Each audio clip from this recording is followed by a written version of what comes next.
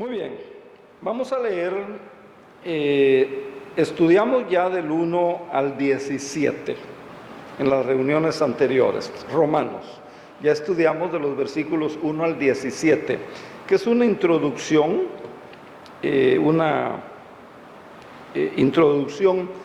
de carácter doctrinal, o sea, una introducción donde se sientan las bases, ¿verdad?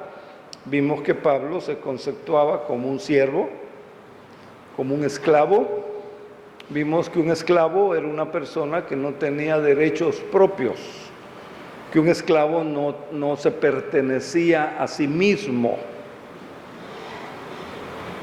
Y es una enseñanza que Pablo desarrolla en Corintios. Empieza diciéndoles a los corintios: ¿no saben ustedes que no son vuestros, que no se pertenecen a ustedes? ¿No saben que ustedes son templo del Espíritu Santo? Y desarrolla esa tesis, ¿verdad? Sin embargo, hoy, aunque decimos que pertenecemos a Cristo, hacemos lo que nos da la gana. Si usted no hubiera querido, no viene hoy. Si usted no hubiera querido, no ora hoy en la mañana. Si usted no quiere, no ofrenda. Si usted no quiere, no evangeliza a una persona. Si usted no quiere, no lee la Biblia. Si yo no quiero, ¿verdad? Pablo desarrolla eso. ¿No saben que no son vuestros? Entonces, los primeros versículos que vimos son doctrinales, ¿verdad? Vimos también que Pablo afirma que su voluntad y que su vida pertenece a Jesucristo, igual que nosotros. La Biblia nos enseña, el Nuevo Testamento nos enseña que nuestra vida pertenece a Dios. Nuestra vida pertenece a Jesucristo. Por eso son, como dije, ¿verdad?, una introducción doctrinal. Después vimos que Pablo dice que fue llamado a ser apóstol. Nosotros hemos sido llamados por Dios a ser la iglesia, a ser hijas, a ser hijos, a servir al Señor. Y Pablo también dice, apartado para el Evangelio. Apartado para el Evangelio. Nosotros también, la Biblia enseña, hemos sido apartados para el Evangelio, no para que hagamos lo que queramos. Y es algo con lo que luchamos todos los días. Yo no sé si usted lucha, pues, pero yo todavía lucho, ¿verdad?, con algunas cosas. A veces hay esa lucha, algunos la tienen, otros no la tienen, ¿verdad? Hemos sido apartados para el Evangelio, para vivir, para proclamarlo, para enseñarlo, para desarrollarlo en nosotros, ¿verdad? Y eso de distintas maneras, con distintas formas. El Nuevo Testamento, por ejemplo, Cristo dice: busquen primero el reino de Dios y su justicia, y lo demás vendrá por añadidura. Si usted se analiza, si yo me analizo, a veces buscamos primero la añadidura, como lo dice textualmente, ¿no? Entonces, fue una introducción doctrinal. Vimos también que el Evangelio no se inicia ni en Pentecostés, ni con el nacimiento de Cristo. Vimos que Pablo en el versículo 2 dice que él había prometido desde antes. Entonces vimos el prototipo del Evangelio en el libro de Génesis. ¿Se acuerdan que se los di? Después, ahí mismo en el 2, vuelve Pablo a decir por sus profetas. Desde los tiempos de los profetas ya ellos anunciaron el Evangelio. Y luego vimos en esa introducción tres cosas muy importantes que se afirman de Jesucristo. Por ejemplo, se afirma que Jesucristo vino del linaje de David, de la dinastía de David, porque así estaba dicho por la profecía desde el Antiguo Testamento, Por eso Mateo hace una genealogía para que los judíos pudieran creer que era efectivamente del linaje de David. Vimos también en el versículo 4 que Jesucristo fue declarado por Dios, Hijo de Dios. Este es mi Hijo amado, en el día del bautismo por Juan el Bautista, en quien tengo contentamiento. Fue la voz que se oyó desde el cielo, que era el Padre. Fue declarado Hijo de Dios. Nadie más. Nadie más.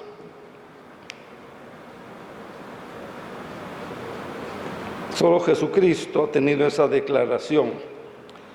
También vimos que Jesucristo es el dador de la gracia.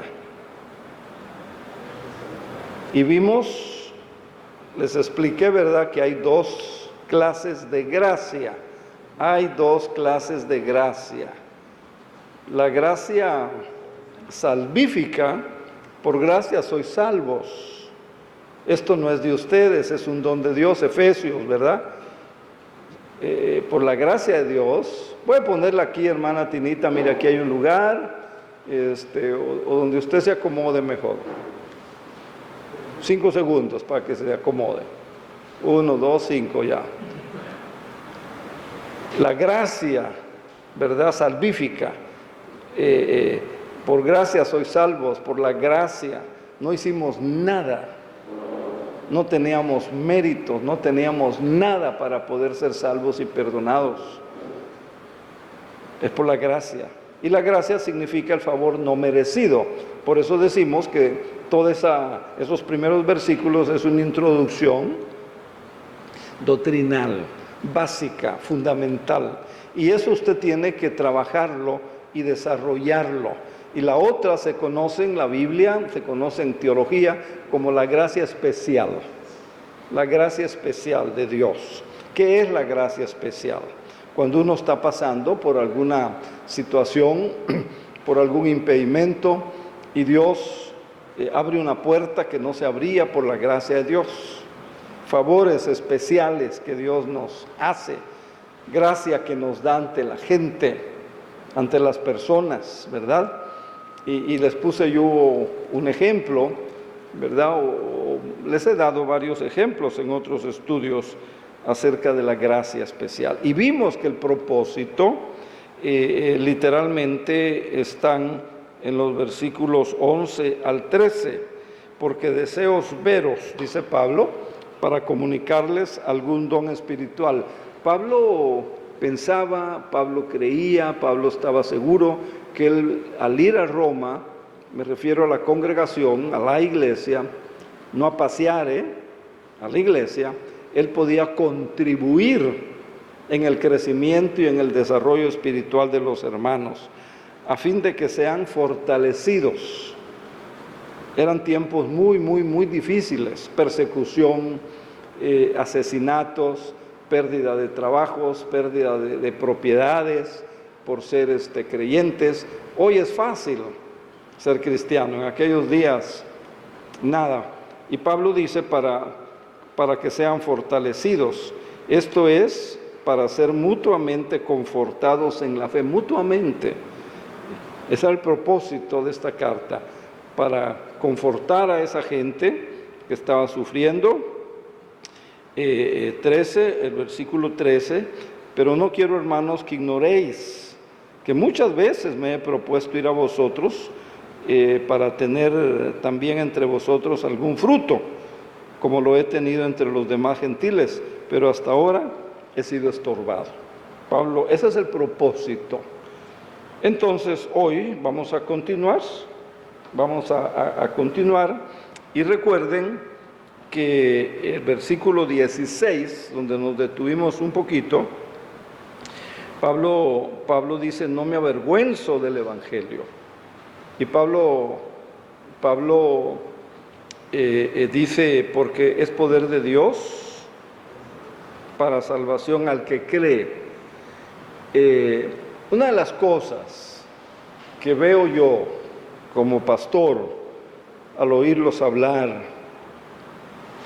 cuando hablo con ustedes, cuando les pregunto algo, cuando están pasando en alguna prueba, cuando están en esa prueba que les hago preguntas. Una de las cosas que yo veo es que muchos de los hermanos, muchos de ustedes, tienen un concepto. Tienen un concepto. Y están en un buen concepto, un concepto bíblico, un concepto teológico, un concepto, pero no han podido pasar del concepto a una realidad objetiva de la presencia y del poder de Dios. Cuando hay una prueba, cuando hay una enfermedad, cuando hay un accidente, cuando hay una pérdida, cuando hay un trabajo, ya tienen el concepto. Pero una experiencia con el Cristo vivo, que ha prometido estar con usted, muchos no la tienen. Y entonces los encuentro desalentados, desanimados, y mi oración y mi misión entre ustedes es ayudarles a que pasen del concepto a la realidad. ¿Me entienden? ¿Me explico?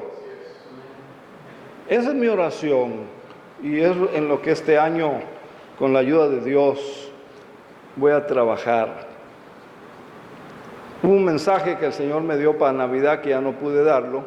Y yo digo, ya pasó Navidad, pues ya, no lo van a entender los hermanos. El ambiente de Navidad ya no hay, ¿verdad? Pero piensa en los 3 magos. ¿Qué hicieron? Bueno, se los voy a decir rapidito, ¿verdad? Los 3 magos, Dios les hace una revelación de un concepto. De que el Salvador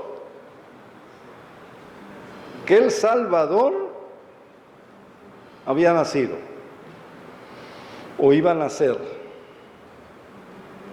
¿Y ellos qué hacen? Ya tienen el concepto y lo creen y lo abrazan. Pero fíjese, ellos tienen que dejar cosas. Dejaron familia, dejaron trabajo, dejaron su país, dejaron sus amigos. Leemos la historia muy rápido y parece que salieron ayer y llegaron en la nochecita. No fue así. No fue así. Meses. ¿Por dónde caminaron? ¿Por dónde caminaron? Lugares peligrosos. ¿Qué otra? ¿Por dónde caminaron? Ah, por un desierto. En el desierto hay peligros de mucho tipo. Por ahí caminaron. Muchos de nosotros, cuando el Señor nos lleva por un desierto, no queremos dejar nada, no queremos dejar amistades, nada queremos dejar para conocer. Y entonces seguimos en el concepto y no llegamos a conocer. Lo mismo que Dios le dijo a Abraham, deja tus parientes, deja tu tierra, deja tu ganadito, deja tus posesiones. Yo te voy a decir lo mismo que Dios hizo con Israel. Dejen de ser esclavos, dejen de vivir en Egipto. Y ellos decían, pero aquí hay ajos, aquí hay cebollas, aquí hay caldo de pescado, aquí hay hasta McDonald's. Dios dijo, deja todo. Un problema es ese, que no queremos dejar nada. Entonces usted oye, como les decía cuando hablo, cuando platico, cuando pregunto, ¿por qué no vino al trabajo? ¿Por qué no estudié? Siempre hay algo, ¿verdad? Y creemos que es una justificación. Tenemos que aprender a ir dejando para que usted pueda ver, de veras, conocer a su Salvador.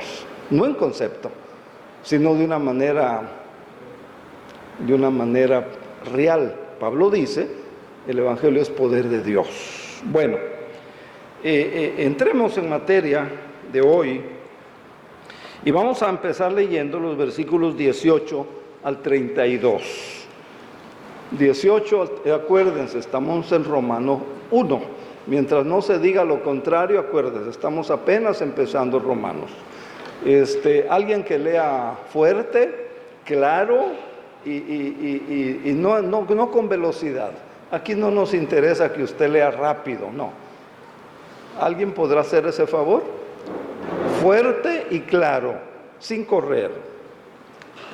Porque la ira de Dios se revela desde el cielo contra toda impiedad e injusticia de los hombres que detienen con injusticia la verdad, porque lo que de Dios se conoce les es manifiesto, pues Dios lo manifestó, porque las cosas invisibles de Él, su eterno poder y deidad, se hacen claramente visibles desde la creación del mundo, siendo entendidas por medio de las cosas hechas, de modo que no tienen excusa.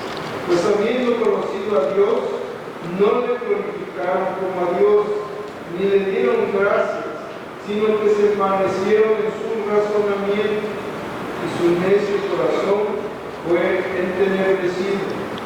Profesando ser sabios, se hicieron necios, y cambiaron la gloria del Dios incorruptible en semejanza de imagen de hombre corruptible, de aves, de cuadrúpedos y de reptiles, por lo cual también Dios los entregó a la inmundicia en las concupiscencias de sus corazones, de modo que se deshonraron entre sí sus propios cuerpos, ya que cambiaron la verdad de Dios por la mentira, honrando y dando culto a las criaturas antes que al Creador, el cual es bendito por los siglos. Amén. Por esto, Dios los entregó a pasiones vergonzosas, pues aún sus mujeres cambiaron el uso natural por el que es contra la naturaleza, y de igual modo también los hombres, dejando el uso natural de la mujer, se encendieron en su lascivia unos con otros, cometiendo hechos vergonzosos, hombres con hombres, y recibiendo en sí mismos la retribución debida a su extravío. Y como ellos no aprobaron tener en cuenta a Dios, Dios los entregó a una mente reprobada, para hacer cosas que no convienen, estando atezados de toda injusticia, fornicación, perversidad, avaricia, maldad, llenos de envidia, homicidios, contiendas, engaños y malignidades, murmuradores, detractores,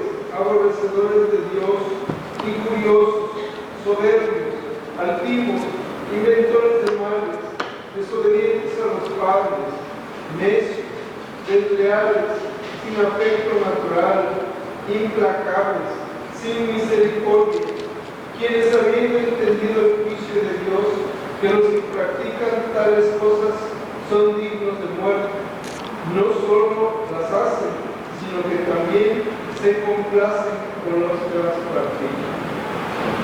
Parece que es una fotografía, ¿no?, de cómo está el mundo. Parece que es una fotografía, ¿verdad? Bueno, vayamos al versículo 18. Dijimos que vamos a ir concepto por concepto. Versículo 18.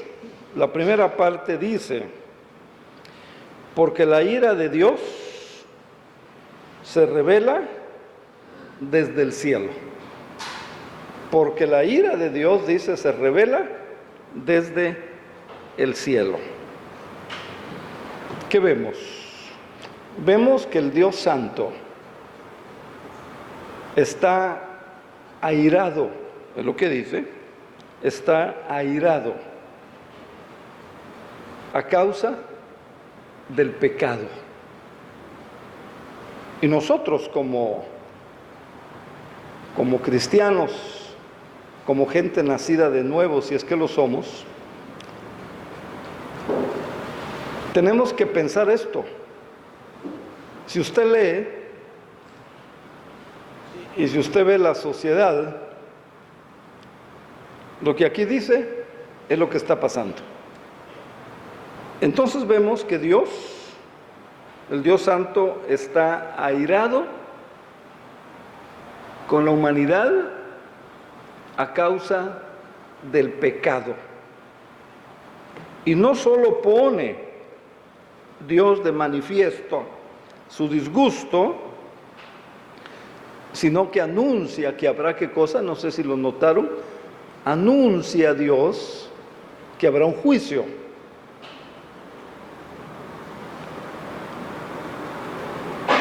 Y a veces hay personas, ¿verdad?, que quieren justificarse o quieren protegerse diciendo Dios es amor. Finalmente Dios no va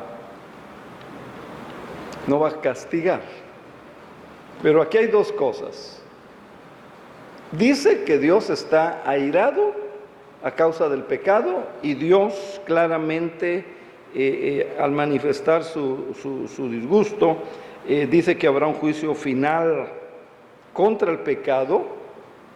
No sé si usted lo vio, contra el pecado y contra los pecadores. No solo contra el pecado, contra los pecadores, las personas pecadoras.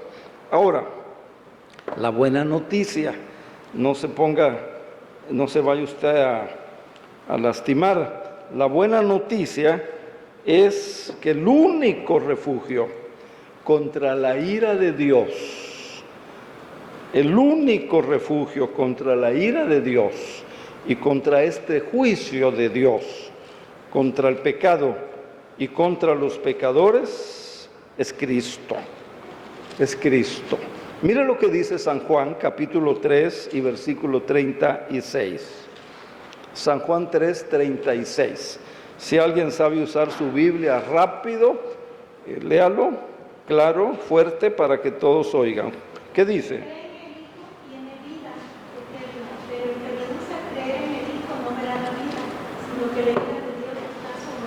Se da cuenta. Y así va a encontrar, si usted sigue la cadena de referencias, va a encontrar que la buena noticia de esto es que el único refugio seguro es nuestro Señor Jesucristo. Y dice, el que tiene al Hijo,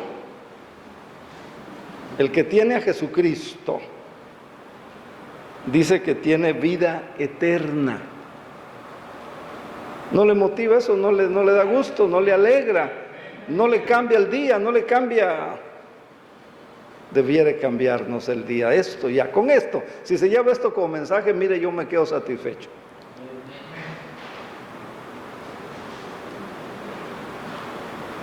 Pero el que se niega, dice el texto, el que se niega a creer en el Hijo no verá la vida, sino que la ira de Dios está sobre él.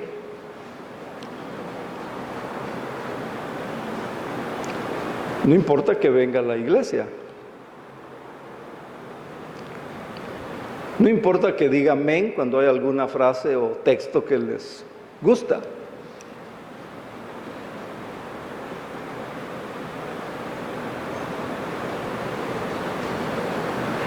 Por eso es bien importante.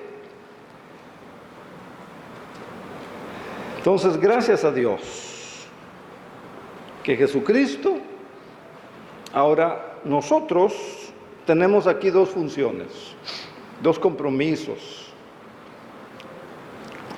La única solución, el único refugio es Jesucristo contra el juicio, por el pecado y por los pecadores, contra los pecadores, no nomás por el pecado. Es Jesucristo. Entonces hay mucha gente, hasta familiares, tenemos que estar insiste, una y otra vez, dándoles el mensaje que Cristo es la solución.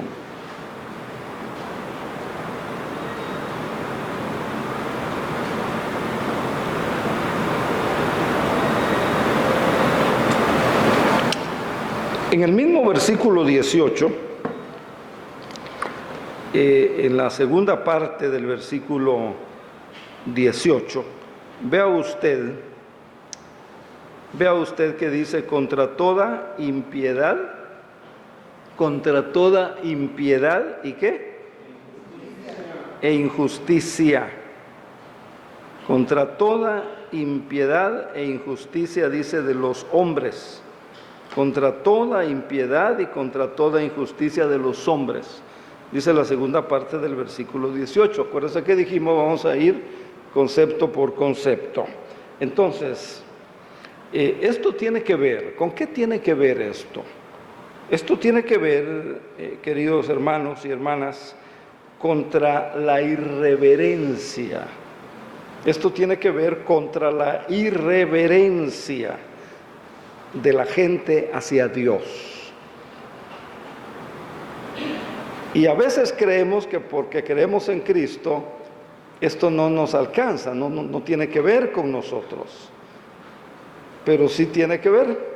Esto tiene que ver con la irreverencia de la gente hacia Dios. Por ejemplo, aquí se menciona una serie de pecados y una serie de consecuencias, y se anuncia, como ya dijimos, el juicio. Y a veces pensamos que a nosotros eso no tiene que ver. Pero fíjese, dice: contra toda impiedad e injusticia de los hombres. Ahora, en el versículo 20, dice: siendo entendida por medio de las cosas hechas. Siendo entendida, dice, por medio de las cosas hechas. O sea, decíamos, vimos la impiedad de la gente, que tiene, dice, que detiene, dice, con injusticia, ¿qué cosa? La verdad. ¿Estamos entendiendo? Si yo no evangelizo, si yo no proclamo, yo no enseño que Jesucristo es el camino, la verdad y la vida, ¿qué estoy haciendo? Estoy deteniendo la verdad. ¿Ya se dio cuenta que si nos alcanza a nosotros lo que vimos primero? A veces nosotros detenemos la verdad del Evangelio. Tal vez usted o la gente, los cristianos, no quieran o no puedan dar el Evangelio o ir a predicar el Evangelio, pero tal vez podamos orar, pero tal vez podamos ofrendar. El año pasado tuvimos, gracias a Dios, algunos invitados. Tuvieron invitados las hermanas, tuvieron invitados los varones. Recibimos un apoyo, pero esos apoyos económicos. Las hermanas tuvieron una conferencia, una plática para mujeres, para damas, pero se gastaron cerca de 16, 15, 20, mire, me quedé corto. Hablaba yo con algunas personas y les decía: hermana, Dios le ha bendecido, la Biblia dice que más bienaventurado es dar que recibir. Fíjese que hay esta necesidad, va a venir la persona, hay que pagar sus alimentos, hay que pagar su viaje, hay que darle una ofrenda. Ah, ¿no vienen entonces por amor? Y yo le decía: hermana, ¿usted sí tiene amor? Claro, dice. Entonces, ¿por qué no va a predicar usted? Y entonces ahí ya se me ponen, ya se molestan: qué malo el pastor Mancilla. Ya saben la fama que tengo. Pura fama, pura fama. El punto es que a veces no queremos, ¿verdad?, ver nuestra realidad. Aquí dice claramente que detienen con injusticia la verdad. ¿Lo vio? En el versículo 18, la tercera parte. que detienen con injusticia la verdad. A veces nosotros mismos estamos estorbando, evitando, al no diezmar, al no ofrendar, al no apoyar alguna actividad de ese tipo, ¿verdad? Ya sea de crecimiento espiritual o evangelística. Entonces, vea usted, detienen, ¿qué significa?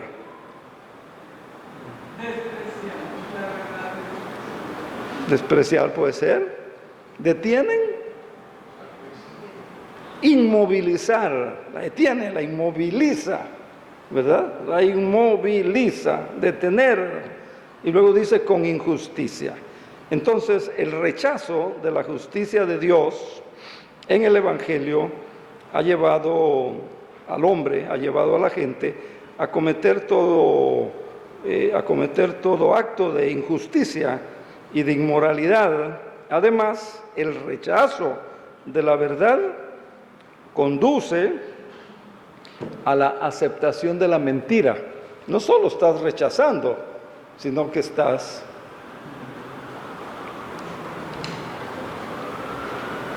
aceptando la mentira. Yo estoy preocupado, estoy orando, estoy buscando maneras para llevarlos de los conceptos a una realidad tangible, visible, palpable de la presencia y de la comunión de Dios en su vida y en su familia. Y estoy muy preocupado. Por ejemplo, en Navidad. Hay cristianos nuevos, así les llamo yo, cristianos nuevos, que me dicen que la Navidad no hay que celebrarla. Digo yo, es nuevo, hay que discipularlo, hay que orar por él, por ella, hay que enseñarle, etc. Pero lo que me preocupa es que esa mentira en el cristiano, con el permiso de ustedes, en el cristiano viejo, le mueve el tapete.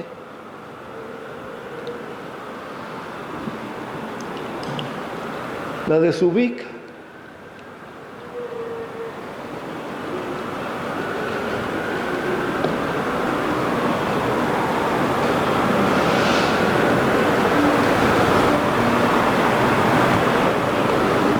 Yo digo, eso no puede ser. Ahora me salieron con una estrella que hizo el hermano Nachito, muy linda, muy preciosa, que es la estrella de Satanás.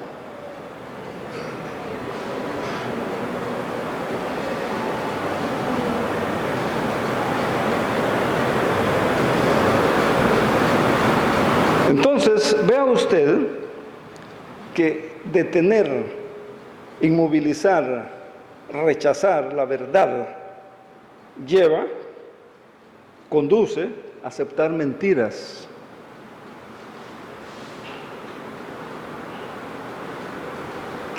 O me dicen, mira, es que eso es como me dijeron, eso es pagano, me decían. Y yo le decía, y ese carro que maneja no es pagano, y es último modelo, no es pagano ese carro. Y la ropa que usa no es pagana.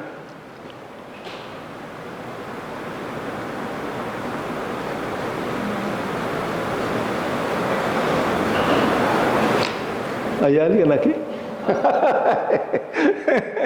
Vea usted qué interesante. Si rechazamos la verdad, como dice el texto, hermanos, hermanas, eso conduce a aceptar mentira. Porque o tienes una cosa en tu vida, o tienes otra.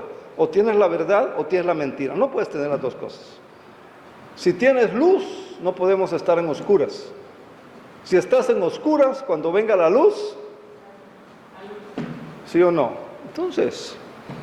Entonces, cuando el ser humano, cuando el creyente también le da las espaldas a Dios y está desafiando por otro lado, óiganlo bien, está desafiando por otro lado las leyes del soberano Dios. Y el resultado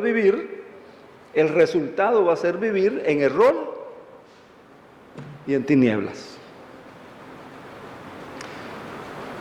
El resultado va a ser vivir en error y en tinieblas.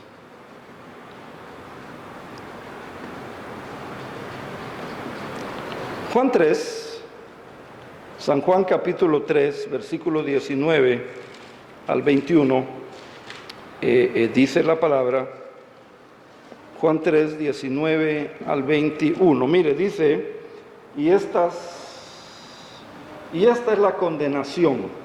En esto consiste la condenación. Esta es la condenación, dice el Señor Jesús. Esta es la condenación. Obsérvelo bien, piénselo bien, véalo bien. Esta es la condenación. ¿Qué cosa? La luz vino al mundo. ¿Quién es la luz? Jesucristo. Aquí cuando hay una pregunta, trate de responder fuerte para que todos escuchen. La luz vino al mundo. ¿Quién es la luz? Jesucristo. Pero los hombres, pero la gente amaron más las tinieblas que la luz. Y hay muchos creyentes todavía que aman más las tinieblas que la luz. Porque sus obras eran malas. Versículo que sigue, pues todo aquel que hace lo malo detesta la luz y no viene a la luz para que sus obras no sean puestas al descubierto. Entonces no viene, ¿verdad? Vea ¿cómo se llama? El proceso. Versículo 21, pero el que practica la verdad, el que está en la verdad del Evangelio, en la verdad de Dios, en la verdad de Cristo, viene a la luz para que se ponga de manifiesto que sus obras son hechas. Entonces, ¿se da cuenta? La gente ha rechazado la verdad, mucha gente está rechazando la verdad de Dios, tanto escrita, la Biblia, los evangelios, como encarnada. En el principio era el verbo y el verbo era con Dios y el verbo era Dios. El verbo se encarnó. Entonces la gente está rechazando la palabra encarnada, la palabra escrita, el evangelio, la Biblia, pero está también rechazando al Señor Jesús. Hay hermanos que piensan que no hay que ser fanáticos si vienes a media semana y vienes el domingo, ¿verdad? Hay hermanos que me dicen, pastor, ¿no sería posible hacer el culto más corto? Y de hecho yo ya empecé a hacerlo más corto porque pues hay que ayudarlos, ¿verdad? Yo pensaba, como no vienen entre semana, voy a darles un estudio bíblico el domingo más largo, más profundo, más extenso, más rico, con mucha carne y con ensalada y postre y todo. Pero me salen que pues entonces mucho tiempo. Entonces vea, pero en el fondo, ¿qué estamos haciendo? Rechazando la verdad.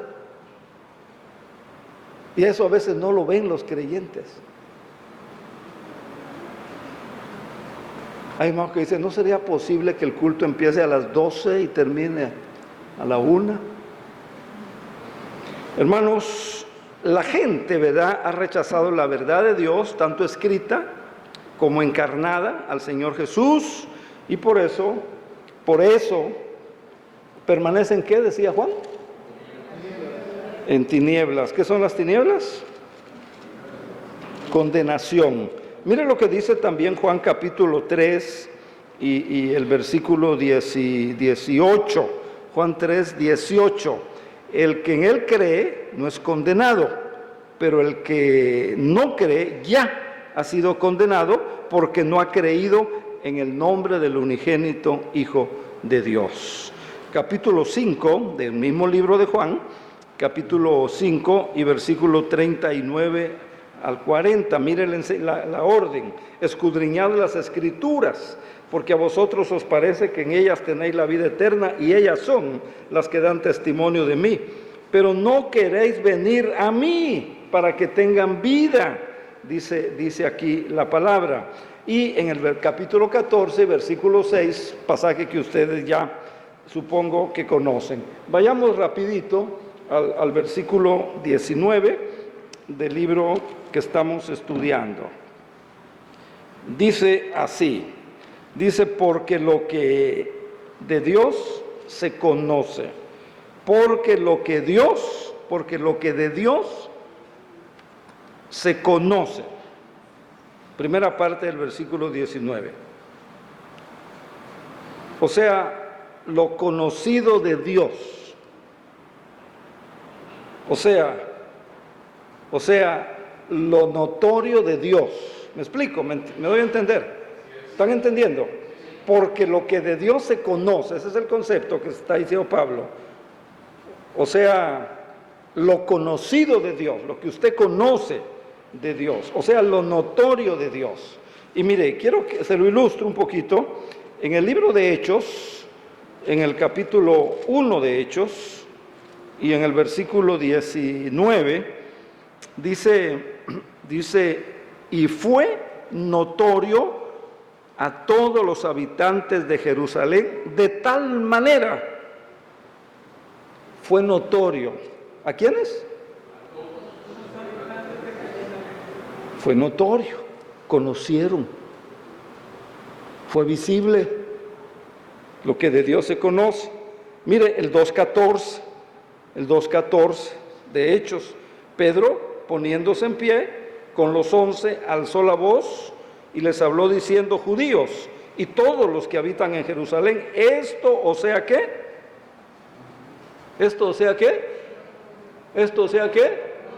notorio.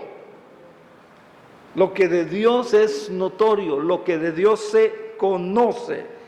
Mire lo que dice aquí, mire lo que dice en el mismo libro de los Hechos, en el capítulo 15 y en el versículo 18, Hechos 15, 18, dice el Señor que hace conocer. ¿Qué cosa? Dice el Señor que hace conocer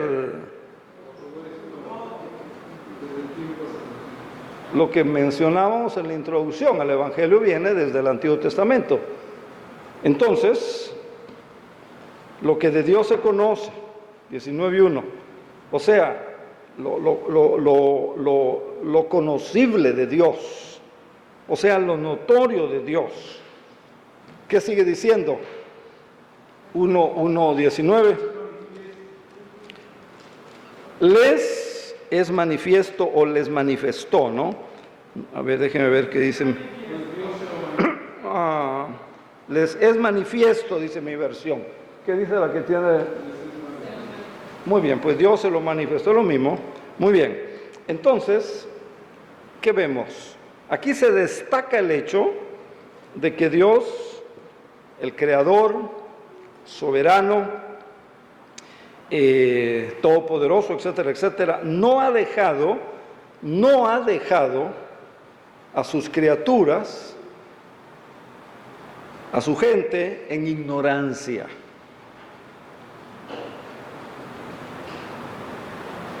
¿Están de acuerdo o no están de acuerdo?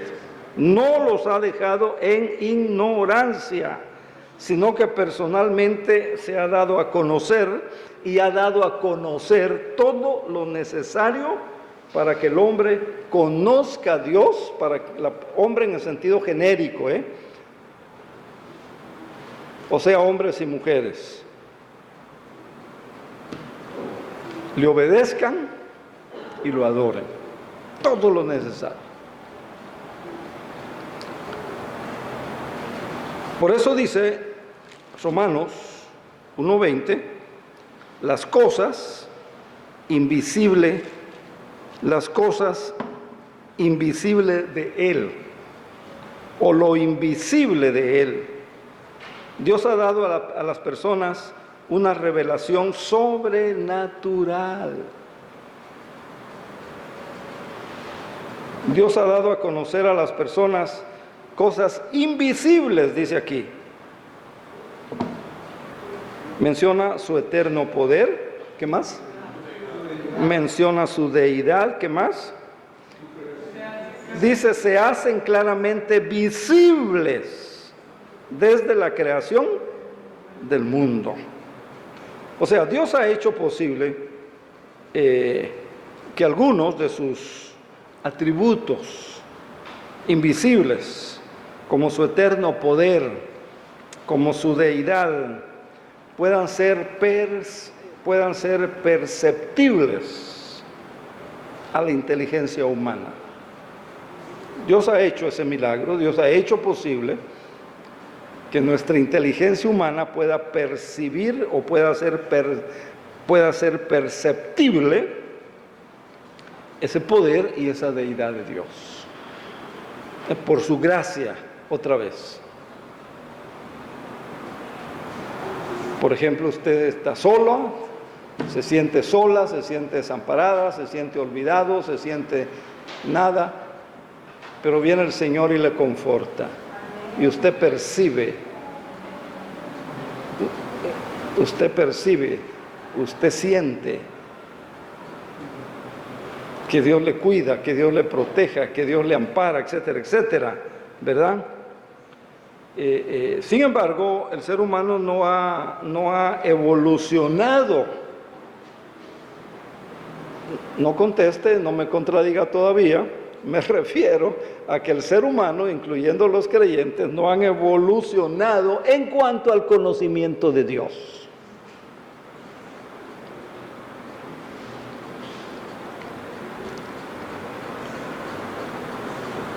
Tenemos un concepto, ¿verdad? La Biblia, palabra de Dios, ya lo sabemos. Jesucristo, Hijo de Dios. Jesucristo, nuestro Salvador.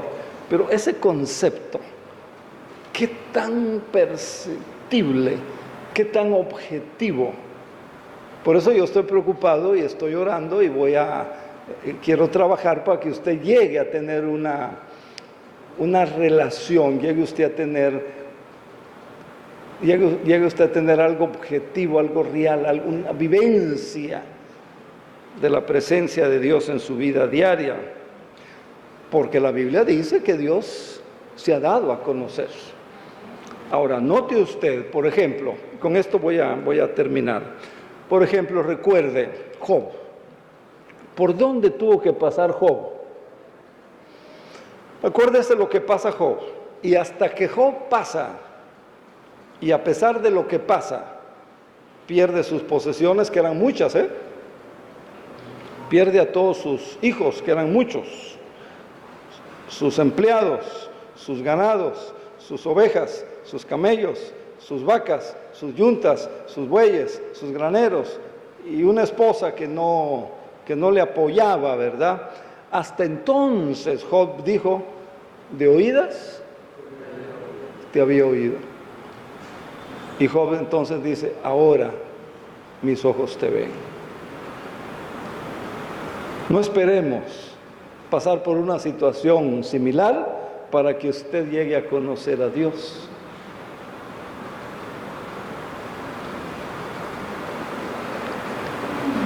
Como en el caso de Job.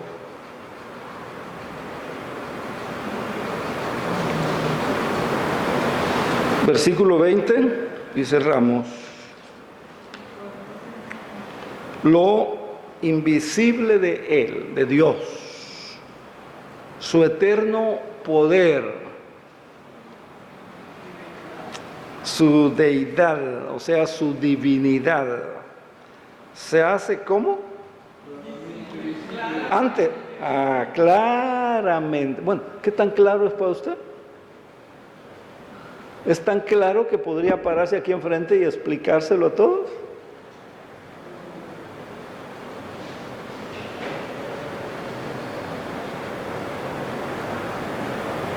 ¿Ya ve?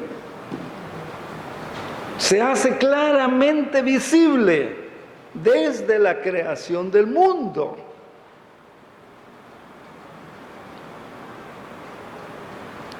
¿Y se puede qué? Discernir, entender. ¿Por medio de qué? Cosas hechas. Por lo tanto, dice Pablo, y concluye en el 20.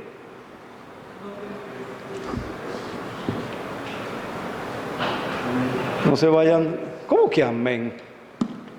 Señor, ten misericordia de mí, es aquí, Señor, apiádate de mí, yo quiero conocerte. como Él quiere que lo conozcamos. Hay una revelación general. Por ejemplo, el salmista David decía: los cielos cuentan la gloria de Dios, y el firmamento, dice, anuncia la obra de sus manos. Hoy mucha gente ha perdido la capacidad de asombro. Mire, ya ver ese color precioso del mar ya no le impresiona. Una noche sin luz, ¡ay, qué feo! No hubo luz. David, ¿verdad? Esa es una revelación general. Los cielos cuentan la gloria de Dios y el firmamento anuncia la obra de sus manos. Y hay varios salmos donde él habla de la belleza, de la grandeza de la creación. Una revelación general de Dios para la humanidad. Pero en la Biblia hay una revelación especial de Dios para cada uno de nosotros, para usted. Y Jesucristo, usted se acuerda que un discípulo le dice: mira, Jesús, está bien todo lo que dices, está bien todo lo que enseñas, está bien todo lo que nos has dicho, pero te voy a pedir un favor, nada más muéstranos al Padre y ya no preguntamos, nos basta con eso. ¿Qué dijo Jesús?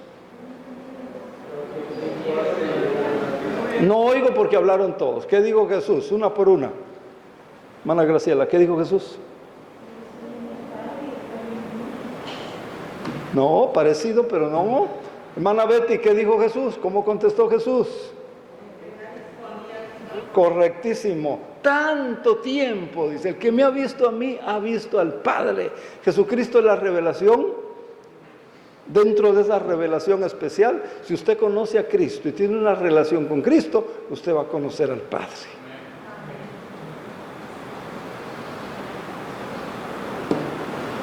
Pero para tener eso, hay que hacer cosas, no nomás amén. Los magos, ellos querían conocer al Salvador, dejaron la familia, dejaron su casa, dejaron sus amigos. Hay que dejar. Nosotros tenemos que aprender a dejar algo para buscar a Dios. Buscar primeramente, buscar. El reino de los cielos es como un hombre que buscaba, ¿qué? Perlas, ¿verdad? Y cuando encuentra esa perla, una perla de gran precio, ¿qué hizo? Vendió todo lo vendió. Hasta las chanclas viejas vendió. Porque dice que así es el reino. Hermano, aprendamos a dejar para encontrar. Y aunque yo me esfuerce de llevarlo del concepto a una realidad tangible y poderosa de Dios en su vida diaria, voy a fracasar si usted no aprende a dejar, como los magos. Y hay 10 cosas que hicieron los magos, así que lea Mateo 2 y descúbralas. No están textualmente, están implícitas. Allá no va usted a leer que dejaron la casa, la familia, caminaron por el desierto, meses, algunos dicen que años. Y de repente, mire, salían en la noche y la gente, ¿y a dónde vas? Pues, no sé, una estrella nos va a guiar. ¿Qué? Sí, una estrella nos va, ¿qué? Sí, una estrella nos va a guiar.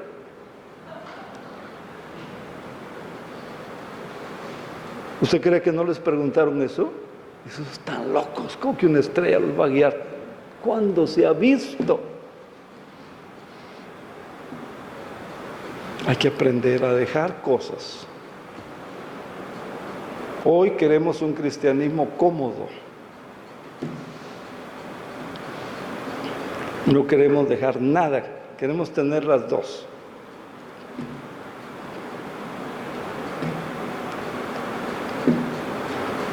Dios les bendiga, espero estén aprendiendo, espero pasen de un nivel a otro y que no se vayan a desanimar. Traiga un cuaderno, cómprese un buen cuaderno, si no puede comprarlo, dígame de qué marca quiere. Y si yo veo que de veras lo necesita, con mucho gusto yo se lo voy a obsequiar. Póngale ahí estudio de Romanos y anote cosas importantes. Y vamos a seguir con ese estudio. Padre, confirma tu palabra en nuestra vida, en nuestro corazón, y permite, Señor, que no seamos únicamente oidores, y lo que es peor, Señor, olvidadizos. Ayúdanos, Padre. Ayúdanos, Padre, que de veras te conozcamos, que de veras, porque el día que te conozcamos no vamos a dejarte. Ayúdanos, ten misericordia de nosotros. Yo te doy gracias por este grupo de hijas, de hijos tuyos. Fortalécelos, afírmalos, bendícelos, guárdalos, como lo has prometido en el hueco de tu mano. En Cristo Jesús. Amén.